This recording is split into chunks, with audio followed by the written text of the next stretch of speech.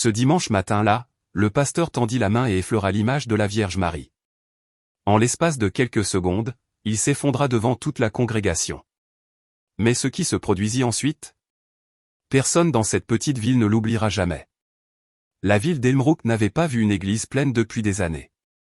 Nichée quelque part entre les champs de maïs doré du Kentucky et les routes de campagne oubliées du Tennessee, la vieille église en bois était devenue plus une relique qu'un lieu de culte. La plupart des dimanches, les portes grinçantes s'ouvraient pour une poignée d'habitués, principalement âgés, principalement silencieux. Mais ce dimanche matin-là, quelque chose était différent. À 8h30, le parking en gravier était presque plein. Des pick-up, des monospaces familiaux, même un vieil autobus scolaire jaune qui n'avait pas servi depuis des années. Une jeune mère d'une trentaine d'années en sortit, tenant un tout petit dans un bras et une Bible usée dans l'autre. Un adolescent, des écouteurs dans la poche, marchait lentement derrière sa grand-mère. De l'autre côté de la rue, un vieil homme ajusta sa casquette de vétéran et murmura « Je n'ai pas vu cet endroit aussi plein depuis 93. » À l'intérieur de l'église, l'air était lourd d'un non-dit. Les bougies vacillaient même si les fenêtres étaient fermées. Le parfum familier des bancs en chêne et de la poussière des cantiques se mêlait à une légère odeur de fleurs, bien que personne n'en eût apporté. Le pasteur James Carter se tenait derrière la chaire, les mains calmes, mais le cœur battant à tout rompre. Quelque chose se remuait, et il le sentait dans sa poitrine, comme un tambour battant juste sous la surface. Il s'était préparé à ce moment, bien qu'il ne puisse dire pourquoi. La semaine précédente, il avait restauré une vieille statue de la Vierge Marie, découverte enfouie sous des draps et des cartons au fond de la sacristie, une relique oubliée des générations passées. Il l'avait placée près de la chaire, l'avait entourée de bougies blanches et de tissu bleu nuit, puis avait prié tranquillement chaque nuit à ses côtés. Maintenant, elle se tenait là, solennelle et immobile, à l'avant de l'église. Une simple statue, oui, mais les gens ne la regardaient pas comme du simple plâtre et de la peinture. Plus maintenant. Ils la fixaient comme si elle pouvait bouger, ou respirer, ou parler. Même les enfants, habituellement agités, restaient figés sur place. La chorale n'avait pas répété cette semaine. Aucun bulletin n'avait été envoyé. Et pourtant, ils étaient venus de loin, du silence, de ces années de doute. Et personne ne savait vraiment pourquoi. Le pasteur Carter commença le service par l'accueil habituel, mais sa voix tremblait légèrement. Ses yeux ne cessaient de se tourner vers la statue, et ceux de tout le monde aussi. La pièce était chargée, comme l'air avant une tempête. Et puis cela arriva. Alors que la chorale terminait le deuxième couplet de « Viens, source de toute bénédiction », le pasteur fit un pas vers l'image. Son intention était minime, juste de déplacer légèrement le calice de communion pour faire de la place. Mais lorsque sa main effleura la base de la statue, un léger soupir s'éleva du premier rang. Le pasteur se figea, ses genoux fléchirent, et en l'espace d'une seule respiration, il s'effondra, son corps se pliant doucement sur le plancher de bois franc. Le silence tomba sur la pièce comme un voile. Une femme du deuxième rang laissa échapper un léger cri. Quelqu'un murmura, respire-t-il? Des enfants se penchèrent vers leur mère. Un homme au fond commença à se lever, mais s'arrêta, paralysé par quelque chose qu'il ne pouvait nommer. Et au centre de tout cela, la statue demeura exactement comme elle était, immobile, mais d'une présence indéniable. Personne ne savait alors que ce qu'il venait de voir n'était pas la fin d'un sermon. C'était le début de quelque chose de bien plus grand, quelque chose de sacré, quelque chose qui allait tout changer pour toujours. Il fut un temps où les cloches d'Elmrook sonnaient comme des rires. Les enfants couraient pieds nus sur la pelouse de l'église, leurs vêtements du dimanche froissés par le jeu.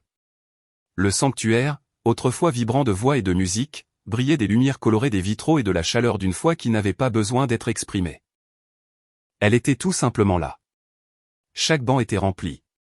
Les mères fredonnaient doucement pour calmer les tout petits agités. Les anciens acquiesçaient pendant les sermons, non par ennui, mais par accord. Il y avait des mariages, des baptêmes, des repas partage et des cercles de prière qui s'attardaient longtemps après l'amen. Les gens n'allaient pas seulement à l'église. Ils y appartenaient. Mais les saisons changèrent lentement. D'abord, la famille Smith déménagea à Nashville après la fermeture de l'usine. Puis les Johnson partirent quand leur aîné fut accepté dans un collège du nord de l'État. Les garçons Henderson cessèrent de venir au catéchisme. L'entraînement de football avait été déplacé au dimanche matin, et bientôt, le silence grandit. Le pasteur James Carter le remarqua d'abord dans les échos. Sa voix résonnait plus que d'habitude sur les poutres en bois. Moins de bulletins avaient besoin d'être imprimés. Le pain de communion restait intact. La chorale se réduisit d'un chœur joyeux à un trio dispersé qui chantait faux, mais refusait d'abandonner. Semaine après semaine, la congrégation s'amincit comme des feuilles d'automne tombant une à une. Certains dimanches, seulement 3 personnes venaient.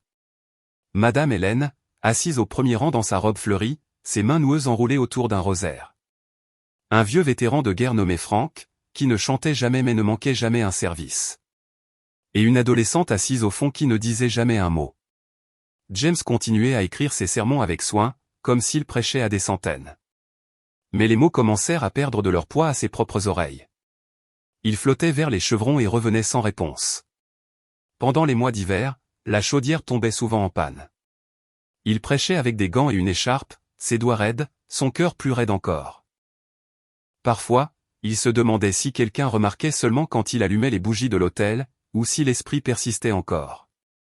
Un jour, lors d'un service particulièrement froid un mardi matin, l'église était complètement vide. Pas de Hélène, pas de Franck, pas d'adolescente silencieuse. James se tint derrière la chaire, fixa les rangées de bancs vides et murmura, « Est-ce cela, être fidèle à personne ?» Mais même alors, il continua. Il balaya les sols. Il répara le toit après les tempêtes. Il tailla les bougies et aligna les cantiques. Chaque vendredi soir, il plaçait des fleurs fraîches près de la croix de bois sur l'autel. La plupart des semaines, les fleurs mouraient sans que personne ne le remarque. La ville, elle aussi, reflétait le déclin. L'épicerie devint un prêteur sur gage. Les vieux gradins du lycée s'effondrèrent et ne furent jamais reconstruits. Un bar remplaça la librairie. Et quand il pleuvait plus longtemps. La cloche de l'église, autrefois un symbole de rassemblement, devint un son que la ville oublia comment entendre. James n'était pas amer, juste fatigué, pas sans foi, juste en déclin. Il priait non pour des miracles mais pour un sens, non pour des foules mais pour de la clarté. « Seigneur, dit-il une fois dans l'obscurité, si le troupeau est parti, suis-je toujours un berger ?» Aucune voix ne répondit, aucun signe n'apparut, seulement le silence. Mais ce silence était le terreau dans lequel quelque chose de sacré était sur le point de germer. Quelque chose qu'il ne pouvait pas encore voir, quelque chose pour lequel personne à Elmbrook n'était préparé, un renouveau.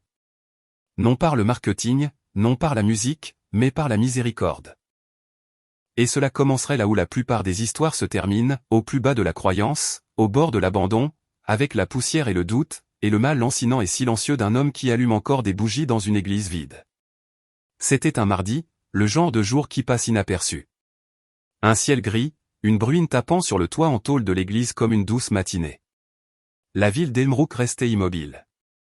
La rue principale était vide, à l'exception d'un journal emporté par le vent qui roulait sur le trottoir, comme s'il avait lui aussi perdu sa direction. À l'intérieur de l'église, le sanctuaire était plus froid que d'habitude. Un courant d'air chuchotait à travers les fissures des vieux vitraux, et les bougies de l'autel luttaient pour rester allumées. Personne ne se présenta pour la prière du matin, pas même Hélène. Le pasteur Carter se tenait quand même derrière la chaire. Il ne prêcha pas. Il ne chanta pas. Il se tenait juste là, les yeux fixés sur la croix de bois au-dessus de l'autel, les mains jointes, non pas avec confiance, mais en signe d'abandon. Lorsque le silence devint trop assourdissant, il descendit de l'autel, marcha lentement vers le premier banc et s'assit. Le vieux bois gémit sous son poids. Dehors, la pluie s'intensifia. Le son sur le toit était rythmique, presque liturgique. Puis il murmura le genre de prière qui ne vient pas de l'habitude, mais du chagrin. « Dieu, si tu es toujours là, si tu écoutes toujours, montre-le-moi. Pas avec des signes, pas avec du feu. Montre-moi juste que tu n'as pas abandonné, parce que je suis fatigué et je ne sais pas comment continuer si je suis le seul qui reste. » Il n'attendait pas de réponse. Les lumières vacillèrent. Le sanctuaire resta immobile, mais quelque chose en lui, une impulsion, un éclair d'agitation, refusa de le laisser partir. Ses pieds ne le menèrent pas à la sortie. Ils le menèrent au couloir arrière, à la porte de l'ancienne sacristie. Elle n'avait pas été ouverte depuis des années. La clé grinça dans la serrure. La poussière s'éleva dès que les gonds cédèrent. Ce qui le salua fut une pièce oubliée de reliques, des robes de chorale effilochées, des cantiques endommagés par l'eau, des chandeliers cassés, et près du fond, sous un tissu bleu délavé et une demi-douzaine de cartons, se trouvait quelque chose couvert de toiles d'araignée. Il s'arrêta. Ce même sentiment, ineffable, non provoqué, le poussa en avant. Déplacer les boîtes donnait l'impression de déranger des fantômes, mais en dessous se trouvait une petite statue fragile enveloppée de dentelle et de tan. Quand il la libéra, la poussière flotta comme des cendres dans l'air. C'était une figure de la Vierge Marie, d'environ 60 cm de haut. Le plâtre était fissuré. Son visage était maculé de crasse. La peinture écaillait de ses robes. Une main encore intacte, l'autre ébréchée au poignet. Ses yeux, bien que délavés, regardaient vers le haut, son cœur exposé, transpercé de cette épée rouillée. Le pasteur Carter se figea. La pièce redevint silencieuse, mais du genre de silence qui écoute. Il s'assit lentement sur un banc de rangement, la statue reposant sur ses genoux. La pluie tapait aux fenêtres derrière lui comme des applaudissements discrets. Pendant longtemps, il la fixa, non pas avec admiration, mais avec reconnaissance. Ce n'était pas seulement une statue oubliée. C'était un reflet. Elle était usée. Lui aussi. Elle avait été enfouie sous des couches de négligence. Son esprit aussi. Et dans cette immobilité, quelque chose se brisa. Non pas une statue, mais son silence. Sa voix trembla alors qu'il parlait. Tu étais là depuis le début, n'est-ce pas? Pas de tonnerre, pas de réponse du ciel. Juste la chaleur indéniable de la reconnaissance entre un berger fatigué et une mère laissée en attente dans l'ombre. Cette nuit-là, il ne remit pas la statue sur l'étagère. Il la porta à deux mains, comme une braise sacrée, et la porta dans la cuisine de la maison paroissiale. Il la nettoya doucement avec de l'eau tiède, une brosse à dents et un chiffon qu'il utilisait pour polir les calices de communion. Pièce par pièce, ses traits réapparurent, ses yeux, sa tristesse, sa grâce. Au moment où le ciel s'obscurcissait dehors, elle semblait, sinon neuve, du moins connue. Il la plaça sur la table à côté de son lit cette nuit-là, alluma une petite bougie et dormit avec une paix qu'il n'avait pas connue depuis des années. Dehors, la ville restait calme. La pluie cessa. Mais à l'intérieur de cette petite maison, quelque chose de sain venait de commencer à s'agiter. Non pas dans le ciel, non pas dans le feu, mais dans la poussière, et dans un homme qui osa prier une fois de plus. Le lendemain matin, la lumière du soleil inonda la fenêtre de la cuisine comme du miel. Elle se répandit sur la petite statue en plâtre reposant à côté du lit du pasteur. Ses yeux peints captaient doucement la lumière, comme si elle avait attendu le matin. Dehors, le gel n'avait pas encore fondu. La ville était encore froide, encore endormie. Mais à l'intérieur du presbytère, quelque chose avait changé. Le pasteur Carter ne parla pas beaucoup ce matin-là. Il ne répéta pas son sermon, ne vérifia pas ses courriels. Au lieu de cela, il s'assit à la table de la cuisine avec un rouleau de tissu de velours bleu, un bouquet de fleurs de soie blanche et un simple piédestal en bois qu'il avait sorti du rangement. Pendant des heures, il travailla en silence. Pas de chorale, pas de fanfare, juste lui et l'image qu'il avait trouvée. En milieu d'après-midi, il retourna au sanctuaire. Les bancs étaient toujours vides, l'air toujours lourd de l'odeur du temps. Pourtant, il y avait un but dans chacun de ses pas. Il plaça le piédestal non pas derrière l'autel, mais juste à côté, assez près pour être vu, mais assez loin pour suggérer le recueillement. Soigneusement, il étala le tissu bleu foncé comme un ciel nocturne sous la lumière des étoiles. Puis vinrent les fleurs. Rien d'élaboré, juste des roses en soie, blanches comme neige. Enfin, il mit la statue en place. Ses pieds étaient ébréchés. Son visage était encore usé par endroits, mais cela n'avait pas d'importance. Elle était entière d'une manière plus profonde que son apparence. Il alluma 2 bougies de chaque côté. Leurs flammes tremblèrent comme si elles reconnaissaient le poids de son retour. Puis il s'agenouilla. Pas de discours, pas de demande, pas de plan, juste une présence. À quelques bancs en arrière, Madame Hélène regardait en silence. Elle était arrivée tôt, plus tôt que d'habitude. Quelque chose le lui avait dit. Elle ne dit pas un mot, ne posa pas de questions. Elle retira simplement ses gants tricotés, chercha un rosaire dans son sac à main et commença à prier. Au coucher du soleil, 3 autres paroissiens étaient passés. Non parce qu'ils étaient invités, non à cause d'un bulletin, mais parce qu'ils en avaient simplement eu envie. Quelque chose se passait.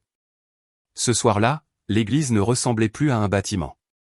Elle ressemblait à une respiration retenue, un silence avant que la marée ne revienne. Plus tard dans la nuit, le pasteur Carter gribouilla un simple message sur un morceau de parchemin et l'épingla sur le tableau d'affichage communautaire devant les portes de l'église. Elle est là. Les portes sont ouvertes. Venez si vous avez besoin de repos. Il ne le signa pas. Il ne le data pas. Il laissa simplement les lumières allumées. Personne ne savait encore ce que ce moment signifiait.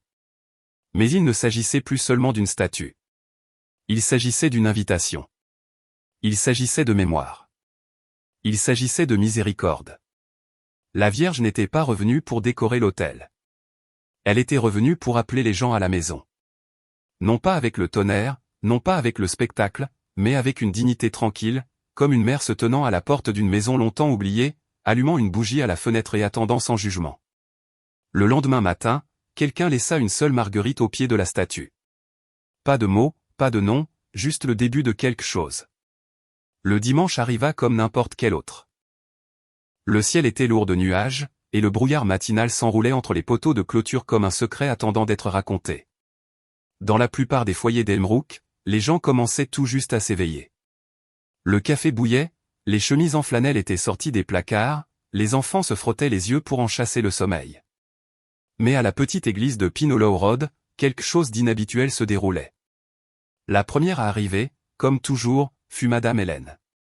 Sa canne tapota doucement les marches de pierre alors qu'elle entrait dans le sanctuaire. Mais lorsque ses yeux tombèrent sur la statue, maintenant placée à côté de l'autel, encadrée de bleu et entourée de bougies fraîches, elle s'arrêta. Non pas par surprise, non par peur, mais comme si elle reconnaissait quelqu'un qu'elle n'avait pas vu depuis des années. Derrière elle, un vieil homme qui n'était pas venu à l'église depuis la mort de sa femme il y a 3 hivers, entra. Puis vint une famille de 4 personnes avec 2 jeunes garçons tirant sur les manches de leur père. Puis une adolescente vêtue de noir, les yeux baissés, les écouteurs rangés. Personne n'avait prévu de revenir ce jour-là, et pourtant ils le firent. À 9h30, la moitié des bancs étaient pleins. À 9h50, les gens se tenaient le long des murs. Personne ne prononça le mot au miracle. Personne ne mentionna même la statue. Mais la pièce vibrante de recueillement silencieux, le genre qui ne vient que lorsque les âmes se rassemblent pour des raisons qu'elles ne peuvent expliquer. Le pasteur Carter se tenait à l'arrière du sanctuaire, stupéfait, non par le nombre, mais par la présence. Il n'avait pas envoyé d'invitation. Il n'avait pas fait de publicité. Il n'avait allumé que 2 bougies et murmuré une prière.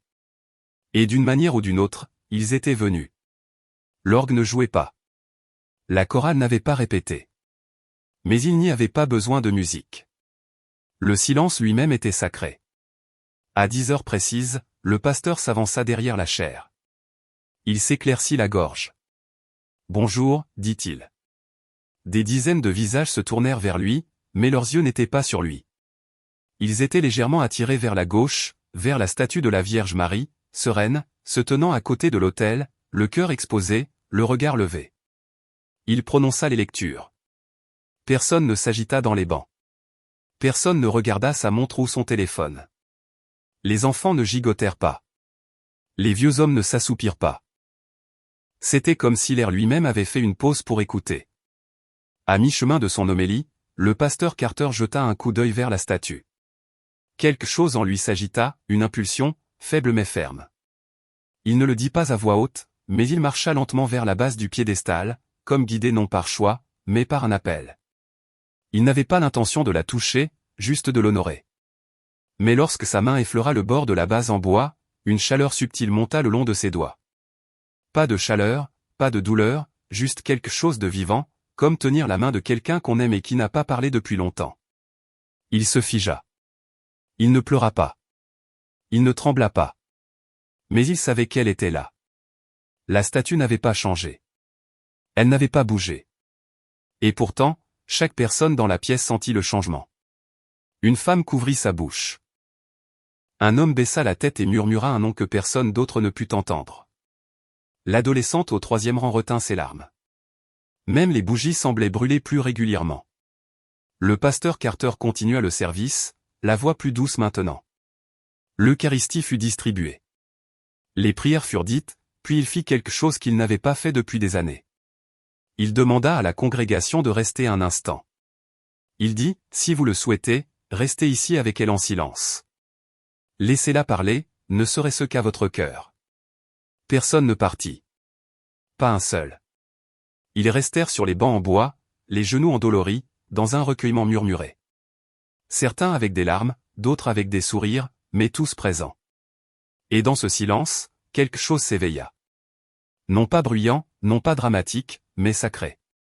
Le genre de présence qui ne crie pas, ne brille pas. Elle murmure. Elle attend. Elle revient. Et ce matin-là, les habitants d'Elmrook n'ont pas assisté à un miracle. Ils en sont devenus partie prenante. Le dimanche suivant, l'église se remplit encore plus tôt. La nouvelle s'était répandue, non par des dépliants ou des annonces, mais par des murmures.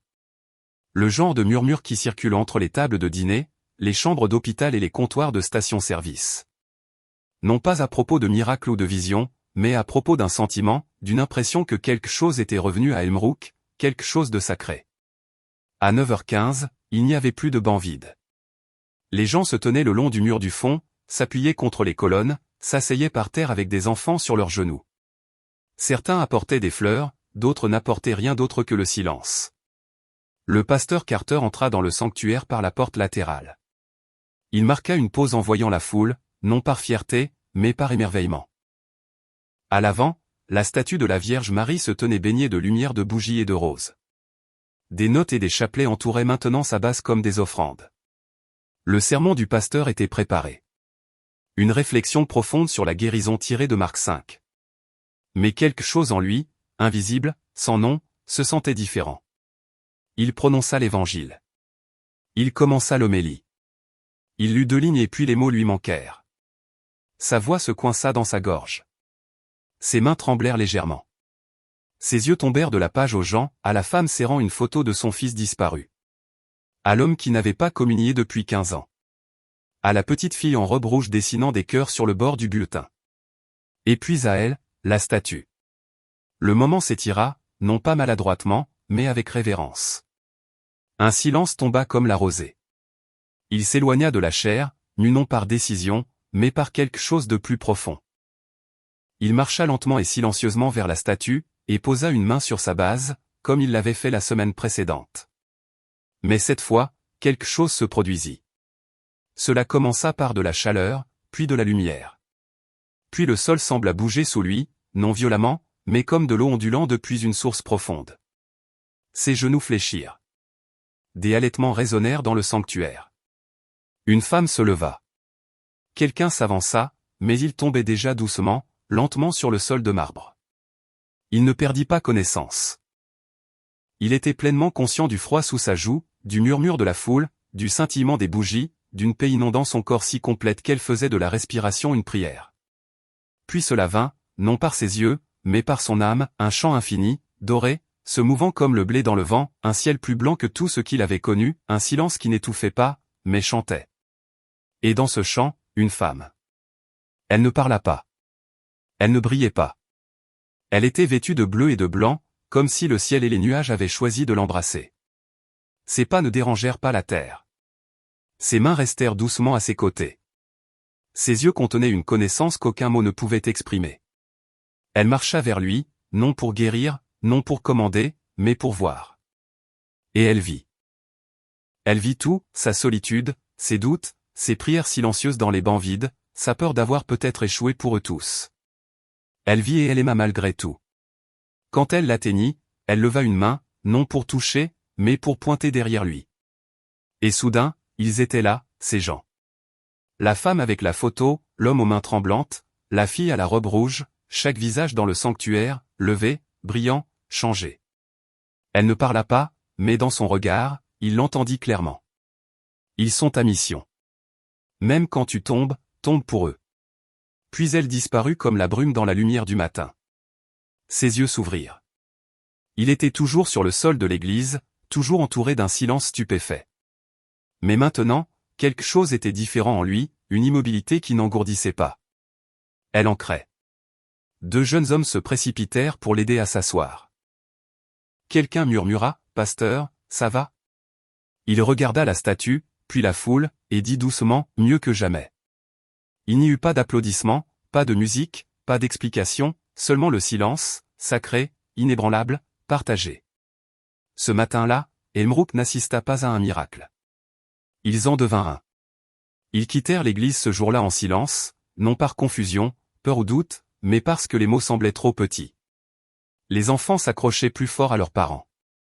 Les mains âgées serraient les cannes avec moins de tremblement. Un homme qui n'était pas entré dans une église depuis 2 décennies resta simplement au fond, les yeux remplis de quelque chose qu'il n'était pas prêt à nommer. Personne ne se précipita vers sa voiture. Personne ne vérifia son téléphone. Certains se rassirent simplement après le dernier cantique, comme s'ils craignaient que bouger trop vite ne brise ce qui venait de commencer. Ce soir-là, les lumières restèrent allumées dans les maisons qui s'éteignaient habituellement à 20 heures. Les tables de cuisine étaient plus calmes. La prière revint, non comme un rituel, mais comme une réponse. Dès mardi, quelque chose commença à changer dans la ville elle-même. Le restaurant du coin qui diffusait habituellement les informations baissa le volume. Les gens parlaient à voix basse, non pas des potins, mais des histoires. Une femme à la table 4 dit qu'elle n'avait pas dormi paisiblement depuis 3 ans jusqu'au dimanche soir. Un adolescent entra à l'école avec un chapelet enroulé autour de son poignet. Ses amis ne rirent pas. L'un d'eux demanda où il pouvait en obtenir un. À la maison de retraite en bordure de la ville, une bénévole apporta une photo imprimée de la statue à une femme atteinte de la maladie d'Alzheimer. Elle la regarda longuement, puis murmura le nom de son mari pour la première fois depuis des mois.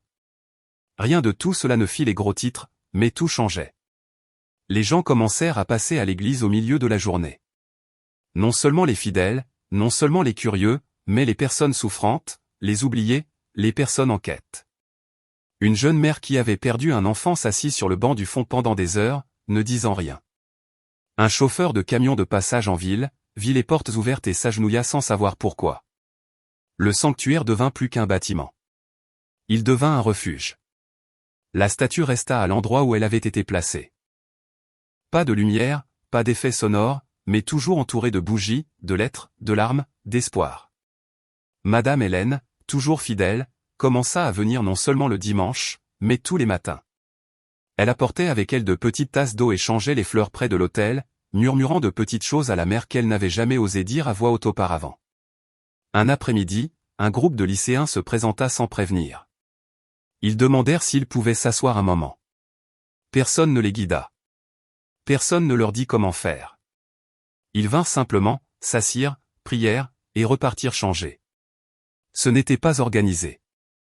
Il n'y avait pas de banderole, pas de slogan, juste un mouvement, doux, régulier, profond, comme une rivière sous une terre gelée, qui finit par percer. Le pasteur Carter ne parla jamais publiquement de sa chute. Mais ses sermons devinrent plus courts, sa voix plus chaleureuse, ses mains plus douces, et quelque chose dans ses yeux disait la vérité mieux que tous les mots. Il avait vu quelque chose, et eux aussi. Les gens ne disaient plus « je vais à l'église ». Ils disaient « je vais m'asseoir avec elle ». Et tout le monde savait ce que cela signifiait. À la fin de cette semaine, les portes du sanctuaire ne se verrouillaient plus. Les lumières restaient allumées toute la nuit, et même la poussière ne s'accumulait plus sur le sol. Parce que chaque heure, quelqu'un était là, non pas pour chercher des miracles, mais pour la miséricorde. Non pas pour chercher des réponses, mais une présence. Et dans cette présence, Elmrook trouva ce qu'elle ne savait pas avoir perdu, son âme. Et elle recommença à chanter. Cela commença tranquillement, comme tout le reste à Elmrook. Un simple post Facebook, une photo floue, sans légende, partagée par une femme rendant visite à sa sœur. L'image était simple, une statue, quelques bougies et une note manuscrite à la base qui disait « Elle est là. Venez si vous avez besoin de repos ». Personne ne s'attendait à ce que cela ait de l'importance. Mais le vendredi, ce post avait été partagé plus de 10 000 fois. Un podcast local mentionna quelque chose d'étrange se produisant dans une église d'une ville que personne ne pouvait trouver sur une carte sans plisser les yeux. Une infirmière d'un hôpital à 1 heure de là dit qu'elle avait rêvé d'une femme en bleu lui disant « Reviens à la maison ». Et puis ils vinrent, non pas en foule, non pas en bus, mais un par un, comme des pèlerins. Un homme de l'Ohio qui venait d'enterrer sa femme. Une adolescente d'Atlanta dont le journal était rempli de questions qu'elle avait trop peur de poser à voix haute. Un vétéran de l'Arkansas qui n'avait pas mis les pieds dans une église depuis la guerre. Une mère du Missouri avec un fils qui ne parlait plus après un traumatisme. Ils ne se connaissaient pas. Ils n'en avaient pas besoin. Ce qui les attirait n'était pas la doctrine. Ce n'était pas le spectacle. C'était un silence qui répondait sans parler. Le dimanche, le parking en gravier devant l'église était plein à craquer. Des voitures garées le long de la route. Des chaises pliantes apparurent devant les portes ouvertes. Des bénévoles installèrent des haut-parleurs aux fenêtres. Personne ne se plaignit. Personne ne demanda qui était responsable. Ils vinrent simplement. Le pasteur Carter se tenait à l'autel, observant la mer d'étrangers. Et pourtant, ce n'étaient pas des étrangers. Pas ici. Pas maintenant. Il ne prêcha pas plus longtemps. Il prêcha plus simplement. Il parla de miséricorde, de pieds fatigués et de portes ouvertes. De comment parfois, juste s'agenouiller suffit. Personne n'applaudit. Ils écoutèrent simplement, puis restèrent. Après le service, personne ne se précipita pour partir. Les gens s'assirent sur la pelouse. Certains pleuraient, certains riaient doucement, certains fermèrent simplement les yeux et laissèrent le vent les caresser comme une prière. À l'intérieur, la statue restait, toujours humble, intacte. Mais tous ceux qui passaient devant elle le sentaient, une chaleur, un souvenir, une mer. Plus de lettres s'empilaient à ses pieds, des notes manuscrites, des alliances, des photos, même un papier froissé avec les mots « Je voulais en finir, mais aujourd'hui, je suis resté ». Un petit miracle à l'encre de stylo. Quelqu'un apporta des fleurs, des fraîches cette fois. Un enfant laissa une petite voiture et murmura « S'il vous plaît, aidez mon papa ». Une femme alluma une bougie et ne murmura rien du tout. Dans un monde plein de bruit, ils étaient venus pour cela, le calme qui guérit, la présence qui n'exige rien, l'amour qui ne s'explique pas. Les nouvelles locales arrivèrent, bien sûr. Ils posèrent des questions, prirent des images, mais aucune caméra ne capta ce qui se passait réellement parce que ce n'était pas visible. C'était ressenti. Elmrook n'était plus seulement une ville. Elle était devenue un seuil. Et la petite église aux bancs grinçants et aux plâtres ébréchés devint en quelque sorte une terre sainte, un lieu non pas de réponse, mais de retour. Une femme de 70 ans le dit le mieux, « Je ne sais pas ce qui m'a amené ici, mais maintenant je ne sais pas comment partir. » Et ainsi ils restèrent, certains pendant 1 heure, certains pour 1 nuit, certains changés pour toujours. Non pas parce que la statue bougeait, non pas parce que les bougies brûlaient plus fort, mais parce que quelque chose d'ancien s'était éveillé, quelque chose qui ne demandait pas, « Quelle est votre confession ? » Ou, « Croyez-vous suffisamment ?» Il demandait seulement, « Êtes-vous fatigué ? Alors venez vous asseoir. » Elle attend. Et dans cette attente tranquille, le monde commença à revenir, un cœur à la fois. Il n'y avait pas d'affiche invitant au témoignage, pas de scène, pas de microphone. Mais les gens parlaient quand même, non pas pour être entendus, mais parce qu'ils ne pouvaient plus rester silencieux. Cela commença avec un homme d'une 50aine d'années assis sur le dernier banc. Il se leva tranquillement après une messe en semaine. Se tourna vers les quelques personnes restantes dans la pièce et dit, « Je n'ai pas prié depuis 27 ans. Ma femme est décédée d'un cancer. Je n'ai jamais pardonné à Dieu, mais je suis venu ici juste pour voir. Et maintenant, je ne suis pas sûr de ce que je crois.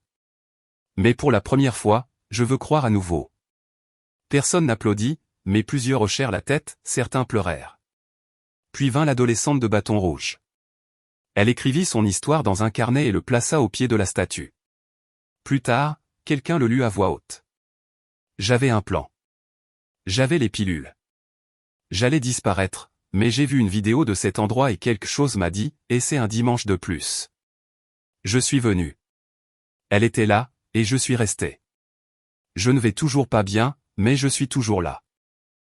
Sa lettre resta sur l'autel pendant des semaines, les bords recourbés par la chaleur des bougies et les mains qui la touchaient en silence. Puis, un jeune couple marié depuis 6 ans, ne se parlant plus à la maison, s'assit côte à côte lors d'une messe du samedi soir. Après, le mari s'attarda près de la statue. Il murmura, à peine audible, « Nous avons failli signer les papiers la semaine dernière, mais ce soir, quand je l'ai vu regarder ma femme, ça m'a semblé un rappel. Elle est toujours à toi, et je crois toujours en vous deux. » Il tendit la main à sa femme. Elle la prit, et ils sortirent ensemble, non pas guéris, mais s'accrochant. D'autres se manifestèrent de manière discrète. Un garçon autiste plaça un train jouet au pied de la statue et dit, « C'est mon préféré. Je veux qu'elle l'ait. » Un ex-détenu s'assit pendant 3 heures à regarder la flamme à côté des pieds de la Vierge, puis dit à voix haute, « Je pensais que je ne serais plus jamais le bienvenu dans une église. Mais ici, personne ne m'a demandé ce que j'avais fait. Ils m'ont juste regardé comme si j'étais déjà pardonné. » Un après-midi, une femme revint pour la 3e fois cette semaine, tenant une boîte de cendres, celle de son père. Elle s'approcha du pasteur et dit, « Il est mort en colère, il haïssait Dieu, haïssait l'Église. Mais la dernière chose qu'il a dite avant de mourir fut, dis-lui que je suis désolé. » Je ne comprenais pas ce qu'il voulait dire, mais maintenant je crois que oui. Elle laissa la boîte près de l'autel pendant 1 heure, juste 1 heure, puis la reprit, mais son cœur resta. Puis vint l'homme en fauteuil roulant. Il avait été porté dans le sanctuaire par ses 2 fils, un de chaque côté. Ses jambes n'avaient pas bougé depuis des années. Il ne demanda pas la guérison, il demanda la paix. Il toucha la base de la statue et pleura, non de douleur, mais de libération. Des jours plus tard, il revint avec une canne. Encore faible, encore instable, mais marchant. Dieu n'a pas réparé mes jambes, dit-il. Il a réparé ma volonté. Tout le monde n'a pas eu un miracle visible, mais chaque histoire portait une puissance tranquille, un fil, une brèche dans l'obscurité, une raison d'espérer à nouveau. L'Église ne tenait pas de registre. Il n'y avait pas de panneau indiquant, tableau des témoignages, mais chaque bougie vacillante, chaque fleur laissée derrière, chaque étranger agenouillé dans l'allée était une histoire. Une histoire de quelque chose d'impossible, devenant tranquillement réel. Le bâtiment n'a jamais changé.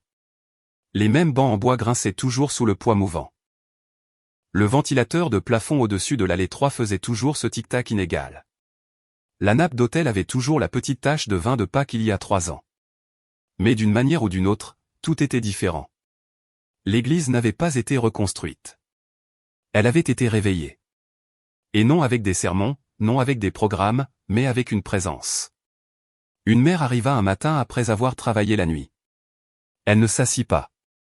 Elle se tint juste dans l'embrasure de la porte, les mains dans les poches et des larmes coulant tranquillement de ses yeux fatigués. Elle murmura, « Je ne sais même pas pourquoi je suis là. » Et puis elle s'assit et resta. Pendant des heures, un jeune garçon entra après l'école, toujours dans son uniforme, son sac à dos glissant de son épaule. Il ne connaissait pas les prières, ne connaissait même pas son nom, mais il marcha directement vers la statue et murmura, « Salut !» Puis il sourit, fit un signe de la main une fois, et repartit. Pas de service, pas d'appel à l'autel, juste une reconnaissance. Jour après jour, l'église devint moins un emploi du temps et plus un battement de cœur. Certains venaient allumer des bougies. D'autres venaient s'asseoir en silence. Certains venaient et ne s'asseyaient pas du tout, se tenaient juste à l'entrée, regardaient une fois, hochaient doucement la tête et partaient. Et pourtant, ils n'étaient plus les mêmes quand ils le faisaient. Même le pasteur Carter changea. Non pas de manière dramatique, non pas soudainement, mais dans la façon dont il s'attardait plus longtemps près de l'autel, dans la façon dont il faisait une pause avant de parler, comme pour laisser la place à l'Esprit Saint de parler en premier, dans la façon dont sa voix se brisait parfois quand il disait « Le Seigneur soit avec vous ». Parce que maintenant il le sentait. Non pas comme un éclair, plus comme la gravité. Non pas comme du bruit, plus comme un regard. Les gens ne demandaient plus « À quelle heure est la messe ?» Ils demandaient « Est-elle toujours là ?» Et elle l'était toujours. Même quand aucune bougie ne brûlait, même quand aucune musique ne jouait, même quand le sanctuaire était vide, sa présence demeurait, comme un souvenir, comme une promesse, comme une respiration. Une femme le dit le mieux après s'être agenouillée pendant près d'1 heure. Quand quelqu'un lui demanda gentiment si elle avait besoin de quelque chose, elle répondit « Non, on m'a déjà donné plus que ce que je suis venu chercher. » Et puis elle sortit tranquillement. Il n'y avait pas de programme prévu, pas de brochures imprimées, mais les cœurs continuaient d'arriver. Les pieds continuaient d'entrer. Et quand ils le faisaient, quelque chose changeait toujours. L'air semblait plus doux, le silence plus profond, les murs plus chauds. Non pas à cause de la chaleur, mais à cause de l'espoir. Un journaliste visita une fois, essayant d'écrire une histoire. Il demanda aux gens, « Que s'est-il passé ici ?» Personne ne put donner une réponse claire. « Ce n'est pas ce qui s'est passé, » dit un homme finalement. « C'est ce qui se passe. » Cette église n'était pas devenue célèbre. Elle était devenue familière, un lieu où les gens revenaient, non pas pour être impressionnés, mais pour être étreints, non pas par des bras, non pas par des mots, mais par quelque chose d'éternel. Et personne ne pouvait l'expliquer. Ils ne pouvaient que venir, s'asseoir, rester, et repartir en portant quelque chose d'invisible, mais indéniablement réel. Parce que cette église n'avait pas été sauvée par le bruit, le spectacle ou la doctrine. Elle avait été sauvée par elle, non sa statue, sa présence.